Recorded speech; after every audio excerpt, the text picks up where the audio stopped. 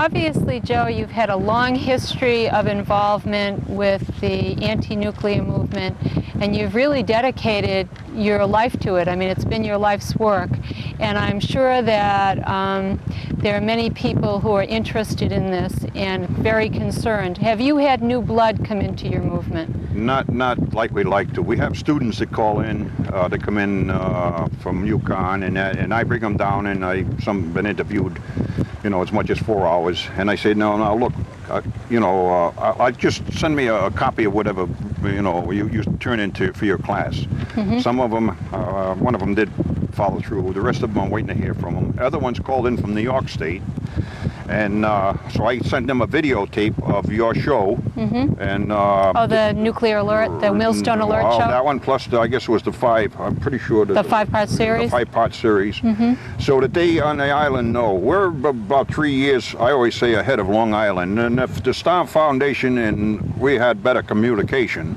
mm-hmm. Which there is some going on between our attorney Nancy Burton and the Star Foundation coordinator?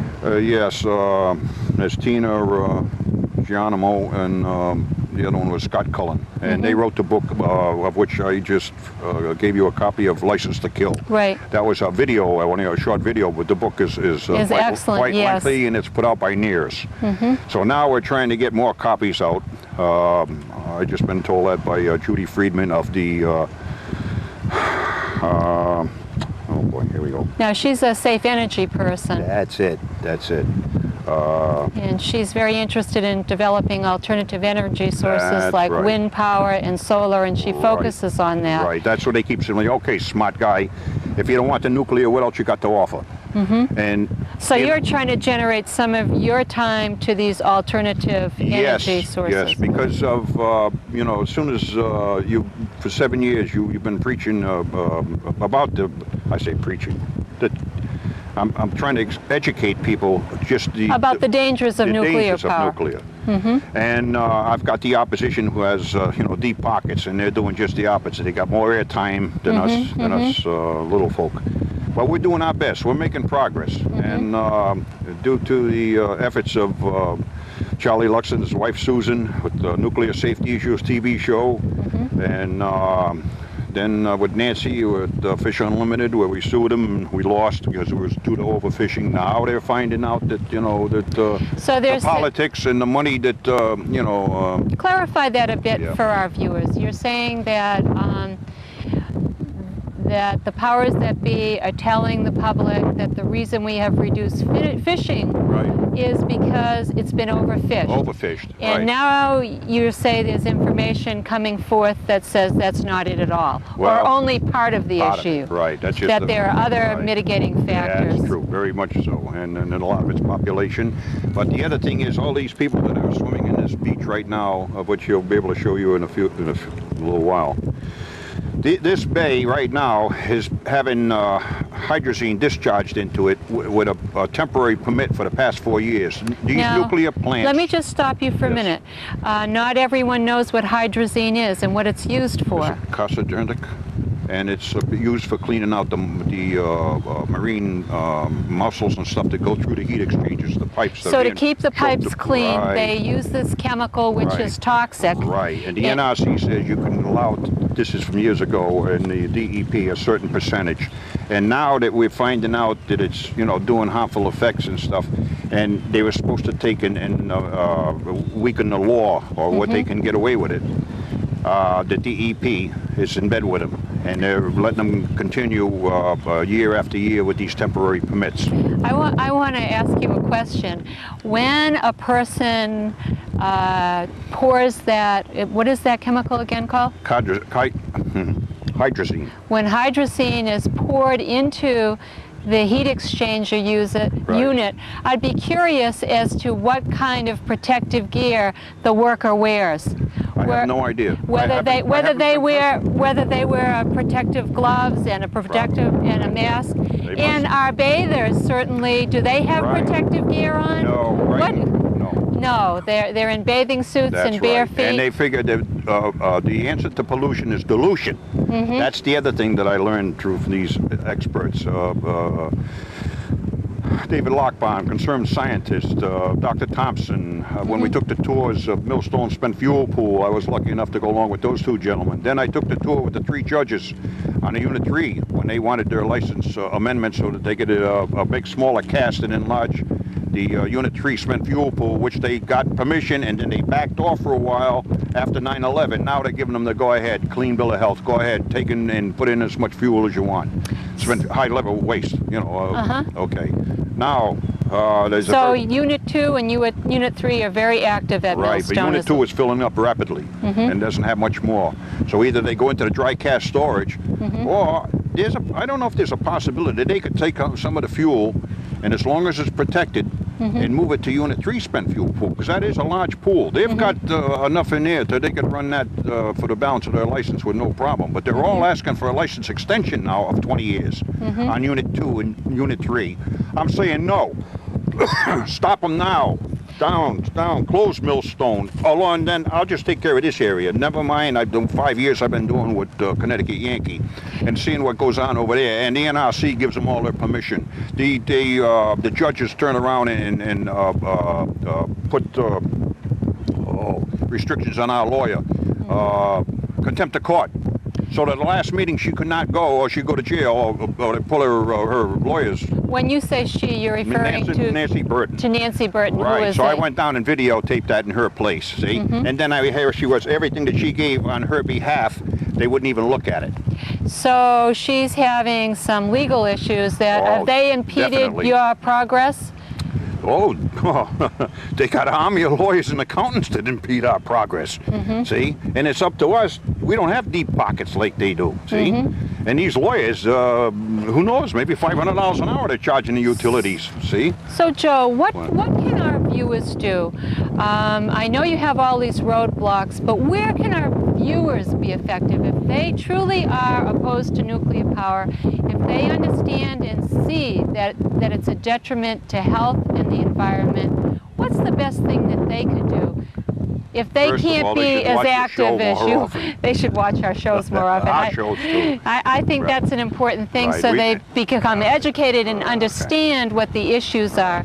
But if they do understand and they are opposed, but they can't devote the time that you can or Nancy Burton can to these issues, what should they do? Should they write to their congressmen, their senators? That's the only other thing, and I hate to say it because the majority of the congressmen are attorneys and they're all in bed with each other.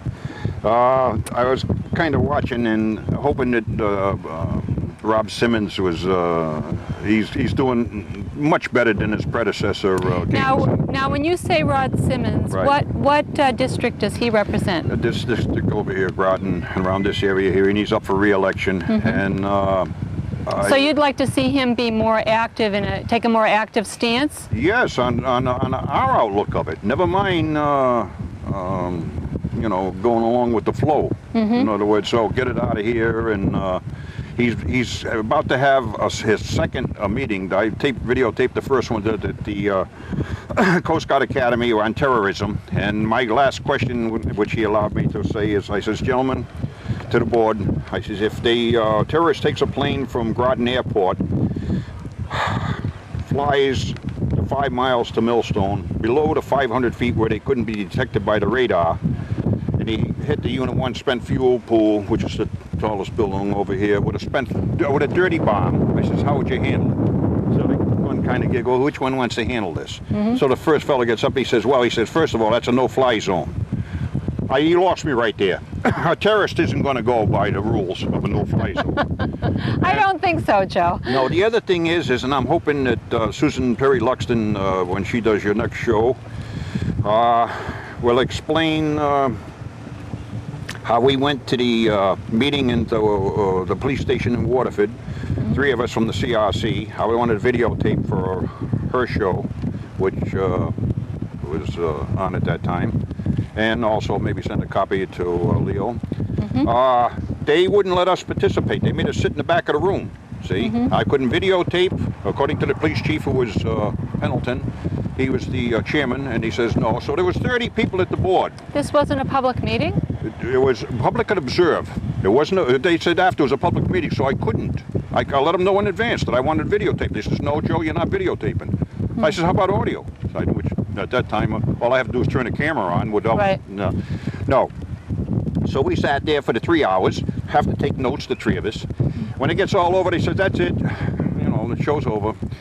Oh, by the way, we're having lunch, box lunch. They're bringing in now, the caterer's bringing in lunch. And by the way, Millstone paid for the lunch. And Millstone had 4 people sitting on that board of 30.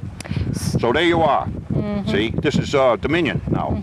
When I say Millstone, Yes, Dominion's you mean in Dominion. charge. I wanted to ask you a question. After 9/11, has there been any major change over at Millstone Oh, yes. to keep the Right. public safe? Yes. Here's what the big thing was. Right after 9/11, we went with our organization to see the governor up to the mansion. Up to The Capitol in Hartford? Yeah. We're outside, we're having a press conference. He locked up all the doors so that you only can get into the Capitol through the one door by going through a police officer, you know, for use of the restroom. So we tried to get him out. He says, oh no, you don't have to do anything with the federal government over there. He says, that's, we've got the rent-a-cops. You know, he didn't use those words. Those are mine. Oh, and they're the best. They're all being retrained, see, as far as terrorism and all. That's all well and good. The thing is, when I went down to videoed Simmons at the Coast Guard Academy, he tells me afterwards, he says, the rent-a-cop can't shoot. If that plane's coming in, he can't shoot till he gets the okay. Where if we had federal troops over there, guarding them, like they're doing the airport as of this past week, they're moving in federal troops, right? They can shoot to the enemy, but they got to be able to have something that's going to knock it down. Now some of these bullets, I mean these guns, I'm told are not even loaded that they're running around with the guards. This is the latest that's coming to me, and I believe it, because my daughter was a guard there years ago. Now, was that organized by the state? Or was that organized by the federal government, this response after 9/11, do you know? You got me. I don't know who made the final decision. Who but made the decision they're over there on- now. They stop me whenever I go in now. When I go in, I can go to the training building, videotape the meeting that's going on at that present time. But when I come out, I better make a left, because if I say I'm going to the right, then I got big trouble. See, they keep telling me somebody, oh no, the only one that has a right to shoot now is the Coast Guard. They got buoys up here. Are they patrolling? They've got buoys, and if anybody comes in within so many feet of that, then they're notified, whether it's done by Millstone security or not, and whether they can get somebody over here fast enough. So But there's the Coast no Guard regular will shoot. there's no regular patrol around No. Millstone by the Coast and Guard that you're I believe aware of? the air 3 miles above has been all relaxed.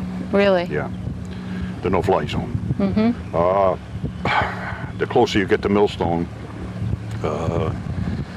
So you believe it's still vulnerable then? Oh, certainly, and there's terrorists who have us at a disadvantage. They've got all of these photos. They know more about that than on us natives. You know, That and might that's be the other thing true. is to keep the natives ignorant. See, the natives, they nature centers, all these other things. They send out their propaganda, how great they are on the Connecticut River, and what they're doing for the osprey, and they're saving all of this, and all the information that we used to get out of the lab that Northeast owned, which now been run by Dominion people, probably the same ones, just flip-flopped over. Just a new name, new title. That's it. And they used to tell me, Joe, get a life. I meet them at breakfast, you know. So they've been there 22 years, you know, no layoffs or anything else. You know? And the other thing, as far as the NRC, who let them get away with this, the ones that I met at the top with the musical chairs, as they moved on or went back to Washington, the ones that got laid off, they got a $10,000 bonus on the way out. But the one constant thing has been the plant behind us. It's still running. The people may change, the name of the corporation may Right. change, Oh, name change. but we They still dropped have nuclear. Millstone. They dropped nuclear. Dominion just says now it's just Energy? Nuclear energy. They dropped the word nuclear, but there's one sign. Their big sign is power station. The little sign on the side is still there. The blue one is the nuclear station. See? Dropping the name nuclear doesn't make it safe. It's just another way of Of restating things, Yeah, but make you everything can sound restate things, you can change the name, Right. you can change a lot of things, but the plant is still operating. I want to thank you, Joe, for again being with us on our show, and I look forward to having you on again.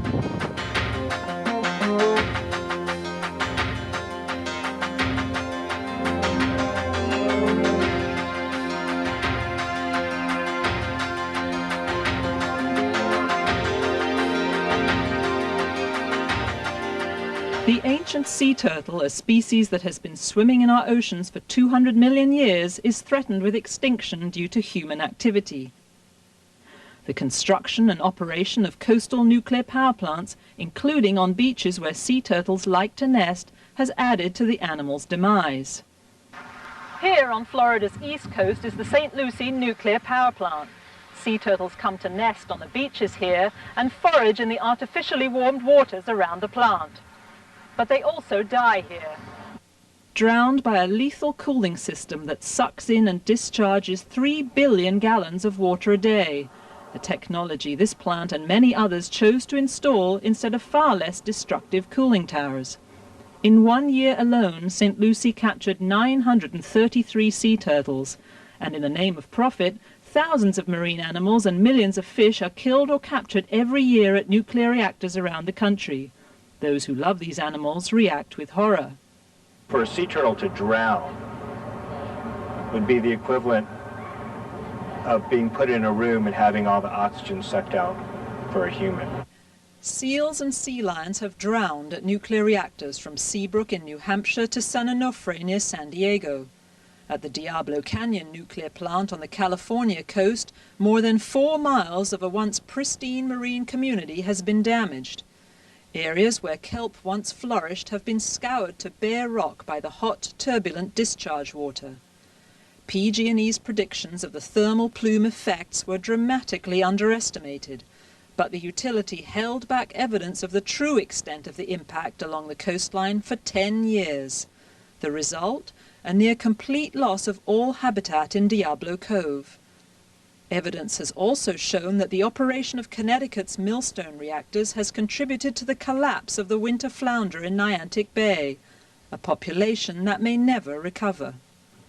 Yet nuclear power companies get a license to kill these animals, endorsed by the Nuclear Regulatory Commission, the same agency that is supposed to enforce the Endangered Species Act on behalf of the nuclear utilities. The nuclear industry even claims it provides sanctuary for wildlife, a boast made at the very same time it is harassing, stressing and killing these creatures.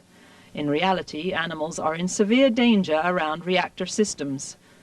Sea turtles and manatees that swim too close to St. Lucie are sucked through the intake pipe into a cooling canal, where barrier nets are supposed to trap the animals, not all of whom are rescued alive or unscathed.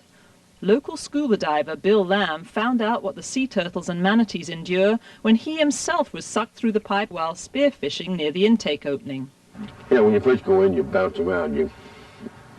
You're just bouncing all over the place. You're hitting all the walls, right? You're just tumbling around.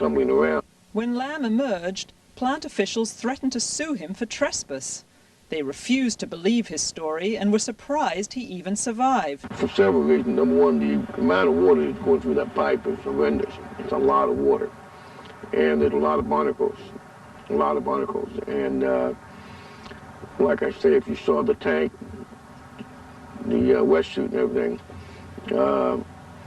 it just looked like somebody took a knife and just started slicing all over the place.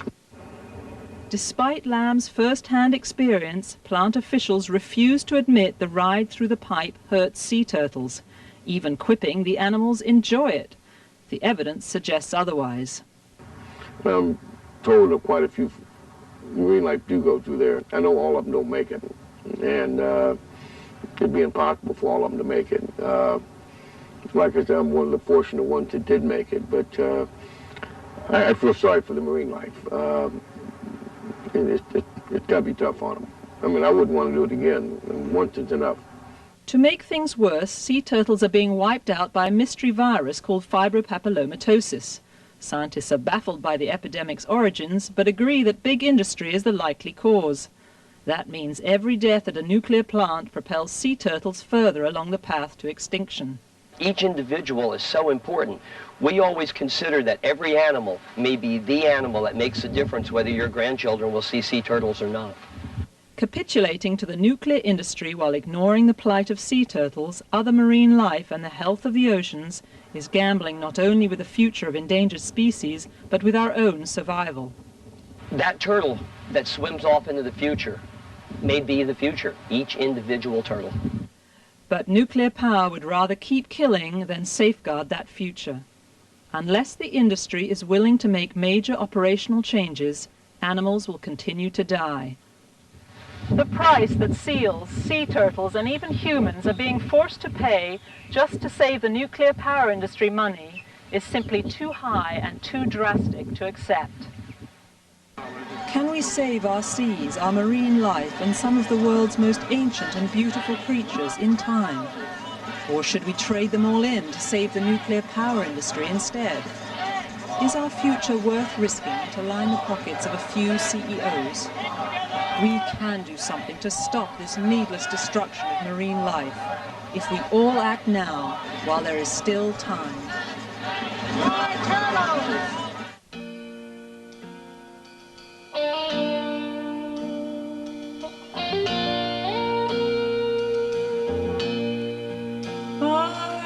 Children, for our children's children, we will do what we have to do. For our children's children's children's children, we will do what we have to do. Let's take a second look at the way we live our lives, all that we have chosen to stand for. The rest of the world wants to be.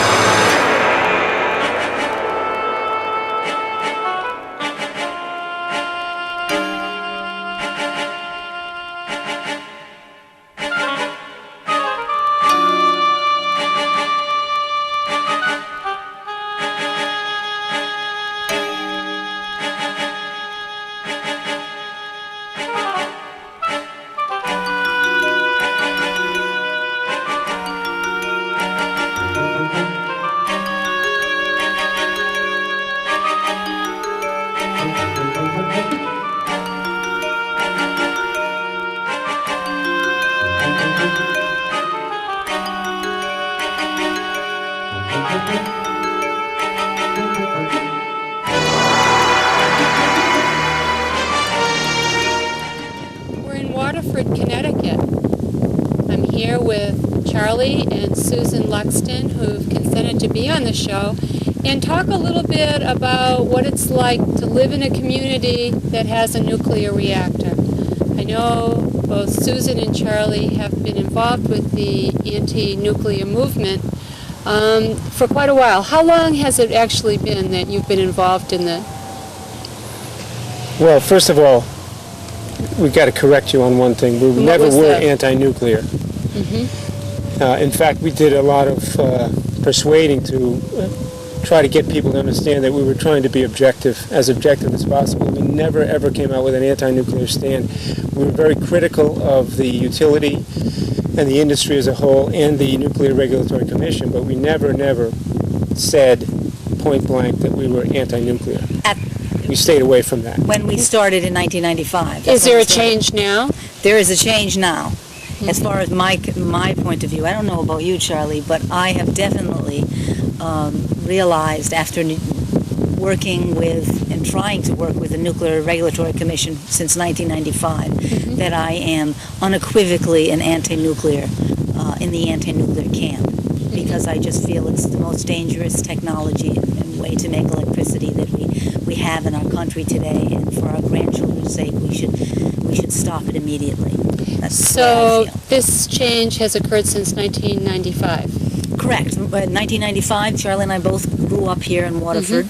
We were like everybody else in Waterford, so busy taking care of our families or whatever that we never really thought about what was really happening at the power plant until whistleblowers came forward in the fall of that year and let the community know via the newspaper, the local paper, that dangerous things were happening at Millstone, that they weren't following their license, that they'd lost control of their design basis of the plant. They didn't really know how it was configured anymore. It was configured one way on paper, but the hardware was different. And so we got frightened and started talking to the whistleblowers, and we formed a citizens group. And that was the first time that a viable citizens group had been formed in this community.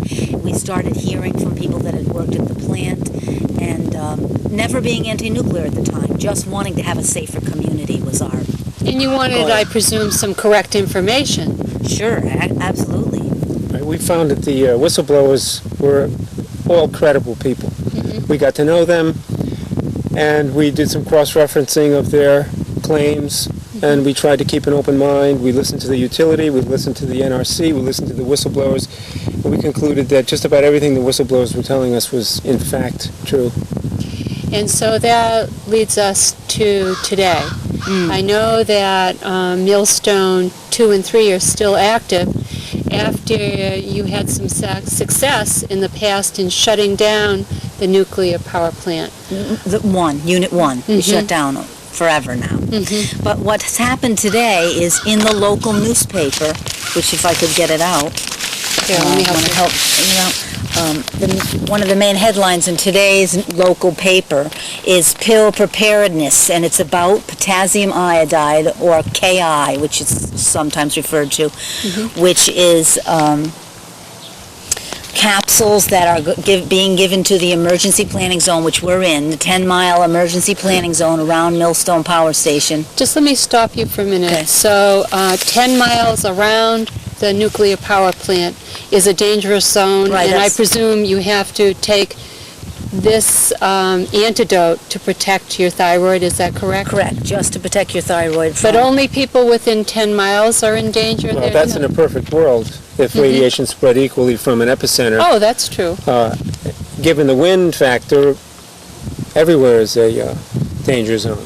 Everywhere within. Sure, at least out to 50 miles, 30 to 50 miles at least. But at this point in time, only 10 miles will receive, in Connecticut, only the 10-mile emergency planning zone will receive the pills. And how will they receive those pills, or have They'll they be already? mailed. They'll be mailed to each family. Every family within a 10-mile radius. Correct, 4 pills. 4 pills, and that would last how long? Well, anyone under 2 years old gets a half a pill, and adults and children over 2 will each get 1 pill. It would only last for 4 hours, that particular pill. That's what they're saying. Okay. And you supposedly have to take it before there's a release, which I think is kind of difficult, because they probably won't even tell us until the releases happen. And certainly they're not going to know before, probably, that it's going to happen. Well, in some they cases do. they Some do. cases they know. It depends on what kind of an accident it could be. But the point I want to make about KI is this wouldn't have been happening today in August of 2002 if it was not for our group, the Citizens Regulatory Commission, that we formed. About 25 citizens started the core group in Waterford in 1995 after the whistleblowers came forward. We found out about KI. We pushed our local senators and representatives. We lobbied to get this drug given to everyone in the community. We helped, which is a body that reports to the governor on the state of the nuclear reactor community and the reactor itself and how it's functioning. Well, I certainly congratulate you for making this step. What is your next step? We have no next step at this point. Do you have a certain agenda that you're trying to follow? We had to give it up. We absolutely had to give it up.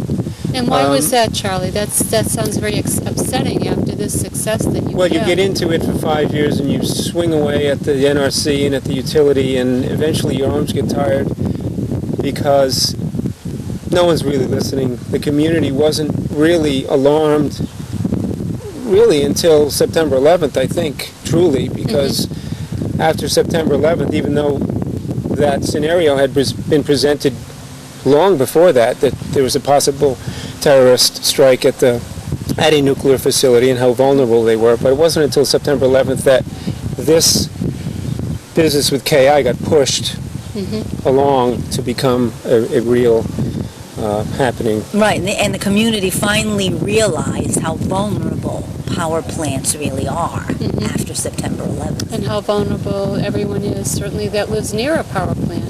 Oh, absolutely. The potential is just unthinkable for catastrophe. So you sound a bit discouraged, Charlie. You sound... Well, it takes a lot out of You've really committed a lot of your personal time to this. I know that Not just us, a lot of other right, people also. and I know that you had a television show that was devoted to educating the people in this area and hopefully other parts of the state. Right. For 5 years we had For that 5 TV years show. you had that show? Weekly. Wow, that's a Live big responsibility and a big commitment. We spent hours at meetings. We spent hours writing articles, having meetings ourselves as to what to do, trying to talk to whistleblowers, going all over the state, down to Washington, D.C. It was just such an expensive time, and we have children, we have families, and all the people involved basically were in the same boat. And as citizens, you think, well, that's your job, you're supposed to do this thing, but it's not easy. Oh no, it's not easy at all. Everyone in your family had to sacrifice. Yeah, ultimately we found out that basically the utility has no soul. They could care less other than the bottom line. And the NRC, which is supposed to be the public watchdog, has no heart. So that's a very sad thing to determine. We said our expensive time, we just can't do it anymore. Our family's more important, to spend time with our family. But we're certainly glad you're doing something like this, because this is what's important. Well, it's important to educate the public and to let people know what's happening and the amount of time that individuals have spent.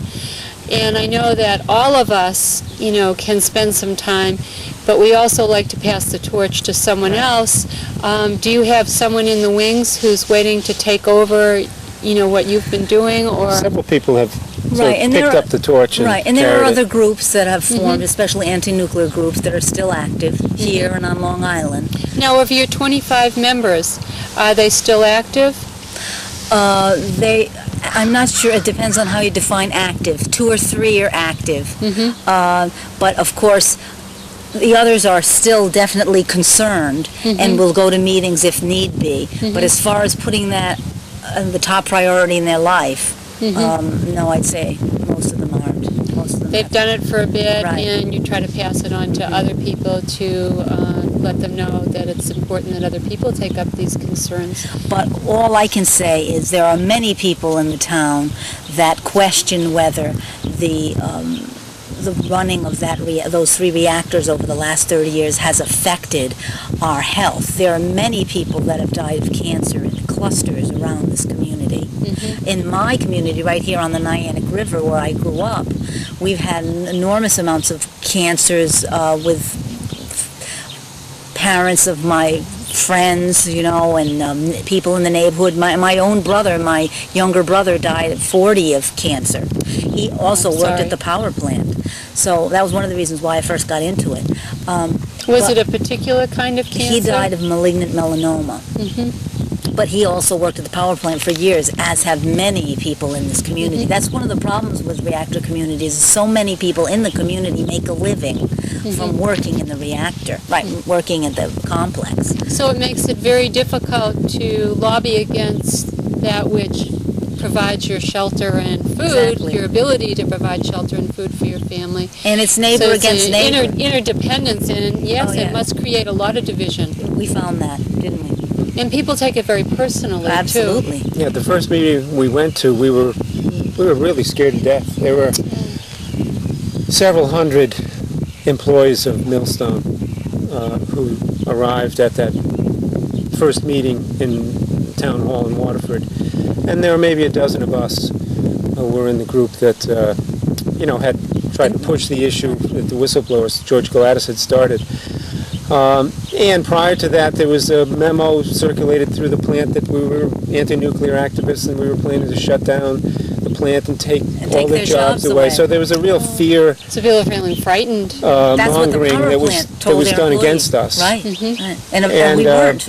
I mean, the community in general is alarmed because, well, there's our tax base. There was Millstone at that point was 75% of the town's tax base. So people get alarmed when there's talk of possible shutdown. And that was when the economy was good. I can't imagine what it's like now with the economy really not very good, taking a real downward turn these last year. Do you find that there is, again, that fear and agitation here in this community?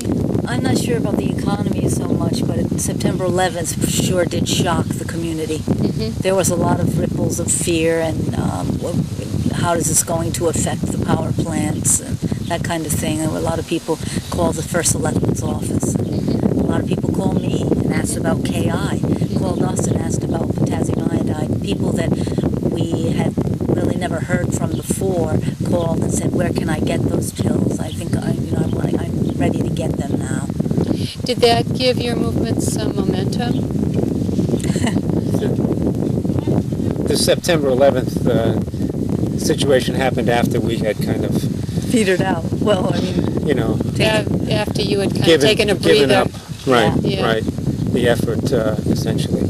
So I'm sure it's a cause for concern for most people in the area just to know that there's spent fuel over there and that there's a spent fuel pool that's 80 feet off the ground and has a sheet metal roof and something could happen. And it's very vulnerable, really. Hideous. Very. So people are a little concerned, but I think in this community you learn to live with it because you can't live in fear. People don't want to live in fear, so they either try to do something about it and organize, which is not many people, but I think the rest of the community ignore the problem? Well, they don't ignore it, but it's in the back of their mind, and you can't live with it in the front of your mind all the time. You have children, you have So you family. psychic numb yourself. I know I do. I don't try not to think about it. I don't think about it. And September 11th pushed it into the, like Susan says, pushed it into the forefront of everybody's mind, and so. Who might rally around the health issues? Occasionally, over the last 7 years, people have come forward and said they're very interested in getting involved with the health issues. But when they find out how much energy and time it's going to take, they usually kind of fall away. The citizens group is really up against it. You have a utility out there that is mega rich and has a bevy of attorneys, public relations people. They can afford to do anything they want, anytime they want, with regard to selling an issue to the public. And of course, as a citizens group, we barely have any time to do anything, And no budget. none of us have any resources. No money, no budget, and their lawyers get paid, and then when they get tired, there's another lawyer, That's and right. another lawyer, and Sure. another lawyer behind them. So with unlimited resources, they never get tired and they never get ground down. Right. Which is what I'm hearing from you guys, is that you're tired and you got a bit ground down. Absolutely. And that's why we still talk, though. Because if we That's an don't important- talk, But we talk nobody now, else we will just talk. shake our heads and But I mean, we hate to sound kind of jaded, but I mean, even we do interviews when someone asks us, just because if we don't, then who will? And we really feel there still should be a voice in the community. Well, I think it's really important, and I'm glad you consented to talk with us today. But one of the other things I wanted to bring up with you is, have you done any research or any thought to committing some time to alternative energy, which in fact would take the place of nuclear power plants, and the possibility of bringing something like that to Waterford? Because when you try to get rid of something, you need to have something to fill it. And sometimes, rather than talking about taking something away, maybe the energy placed into bringing something to take its place. Have you thought about getting involved with an alternative energy movement to bring that, with this wind here, that immediately brings, I can feel a lovely breeze here, and there's wind resources and of course solar. Right. Well, we have thought of that, Lila, as a matter of fact, early on. That's why we did the television show. For 5 years, we brought solar architects and everyone that had anything to do with alternative energy in the state of Connecticut. We had PACE here. We had, they turned us on to a whole bunch of different people who had their own solar homes, solar businesses. And we talked about the Solar Rooftops Initiative in the Clinton administration and what it would be like to have that on the municipal buildings in our town. We brought all that to the people via the TV, and that's as much as we had energy to do. That's And a then good we thing. hoped that people would take it from there. Or as far as I know, no one took it from there. For instance, like going to the town meetings and saying, why don't we do this kind of initiative? well, Bush has just cut funding for that initiative nationally. As far as investigating alternative sources, he's just cut that by I don't know how many millions of dollars or billions of dollars. But it has to be a political. So you'd have to write to our senators and express your concerns and hope that by doing that, it would have an effect. Yeah, we Well, did that. but We did shake all our that. heads because You've done all We that. these guys We are did all bought and that. sold. They're It's bought so and sold. slow. If you well, in a sense, it's clean because it's not polluting the air, but it's filthy dirty for 250 million years. Well, I mean, if you it's evil compare stuff. if you compare black to navy, navy's a light color, isn't it? So the it's your politicians are really, perspective. really in bed with the utility and the whole nuclear industry. I mean, if it was safe, clean energy, then why can't you get insurance? Why can't you insure your home against a nuclear accident? Why is there the Price-Anderson Act on the books that limits the liability of any utility in the country? General Electric would never have built the first reactor if it weren't for the Price-Anderson Act going into effect. There wouldn't be any nuclear power, period, unless there was some assurance for the manufacturer of a nuclear power generating plant that they were limited as far as, a catastrophic accident. And they are. So that's why you have 103, working reactors today. The Price-Anderson Act allowed that to happen. That's true. I'm going to stop you for a minute because I noticed we have someone else here who would maybe like to come over and say hello.